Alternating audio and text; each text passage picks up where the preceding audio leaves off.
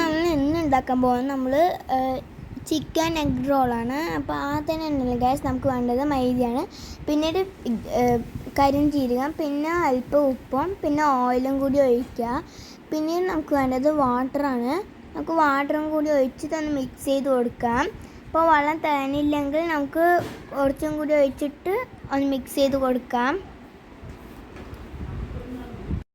Gas അപ്പോൾ നമ്മൾ ഇങ്ങനെ കുഴച്ചിട്ട് ഇങ്ങനെ ഒരു ഉണ്ട പോലെയാക്കണം. അതായത് നമ്മൾ ചപ്പാത്തിക്കൊക്കെ കുഴക്കുന്ന മാവിൻ്റെ ആ ഒരു പരുവം പോലെ. പിന്നെ നമ്മൾ അല്പം ഓയിൽ ഒഴിച്ചിട്ട് അതും വെച്ചിട്ട് നമുക്കൊന്ന് ഉരുട്ടിയെടുക്കണം ഓയിൽ വെച്ചിട്ട്. അപ്പോൾ നമ്മളൊന്ന് ഉരുട്ടിയെടുക്കുന്നുണ്ട് ഗ്യാസ്. പിന്നെ നമ്മളൊരു പൊട്ടാറ്റോ എടുത്തത് അതിന് നമുക്ക് ഇതേപോലത്തെ ചതച്ചെടുക്കണം. പിന്നെ നമുക്ക് വേണ്ടത് ഇഞ്ചിയാണ്. പിന്നെ നമുക്ക് ക്യാബേജാണ് വേണ്ടത്. അതിനുശേഷം ഓണിയോൺ, പിന്നെ മിൻറ്റ്. അപ്പോൾ നമുക്ക് ഇനി പോവാം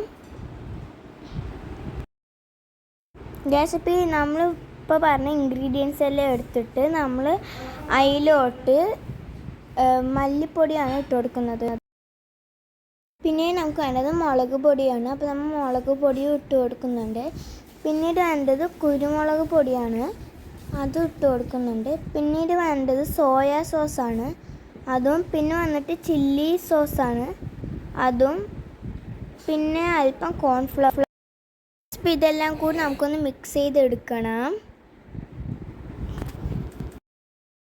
പിന്നെ നമ്മൾ നേരത്തെ ഒരു ഉരുളാക്കി വെച്ചില്ല ഗ്യാസ്. അപ്പോൾ അതിന് നമ്മൾ എടുക്കണം.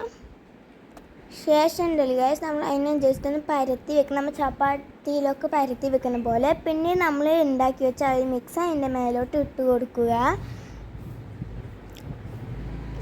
പിന്നീട് നമുക്ക് അതിൻ്റെ മേലെ വേറെ അതേപോലത്തെ ഒരു ഉരുള കൂടി നമുക്ക് ഇട്ട് കൊടുത്തതിന് ശേഷം നമ്മൾ ജസ്റ്റ് അതിനൊന്ന് കട്ട് ചെയ്ത് കൊടുക്കാം. അപ്പം നമുക്ക് അതൊന്ന് കട്ട് ചെയ്തെടുക്കാം കേട്ടോ ഗൈസ്.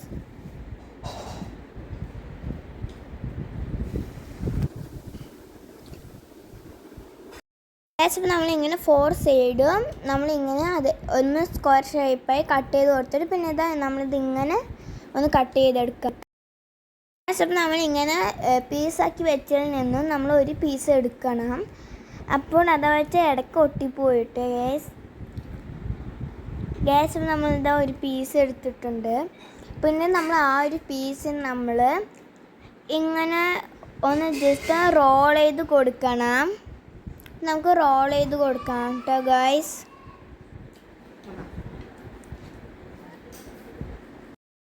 അങ്ങനെ നമ്മൾ എല്ലാ പീസിനും അതേപോലെ തന്നെ ജസ്റ്റ് റോൾ ചെയ്ത് കൊടുത്തിട്ടുണ്ട്. നമ്മൾ സേമിയ എടുത്തിട്ടുണ്ട്. ഗൈസ് നമ്മൾ മൈദ പൊടി എടുത്തിട്ടുണ്ട്. ശേഷം നമ്മൾ അതിലോട്ട് ഇടുന്നത് ഉപ്പാണ്, സോൾട്ട്. അപ്പോൾ നമ്മൾ സോൾട്ടും പിന്നെ ഇത്തിരി വെള്ളവും കൂടി ഒഴിച്ച് നമ്മളൊന്ന് ജസ്റ്റ് മിക്സ് ചെയ്ത് കൊടുക്കാം. പിന്നീട് നമ്മൾ ഇതിലോട്ട് ഇട്ട് കൊടുക്കുന്നത്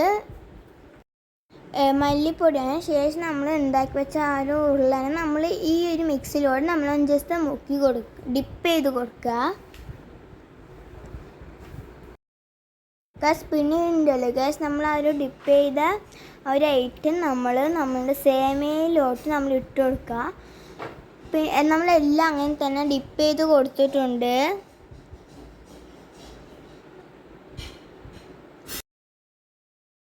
അപ്പോൾ നമ്മൾ ഗ്യാസ് ഒരു ചട്ടി എടുത്തിട്ട് അതിൽ നമ്മൾ ഓയിൽ ഒഴിച്ച് കൊടുക്കുക. പിന്നെ നമ്മൾ ആ ഒരു ഉണ്ടാക്കി വെച്ച ആ ഒരു ഉരുള നമ്മൾ അതിലോട്ട് ഇട്ട് കൊടുക്കുക. എന്നിട്ട് ഒന്ന് ഫ്രൈ ചെയ്ത് എടുക്കണം.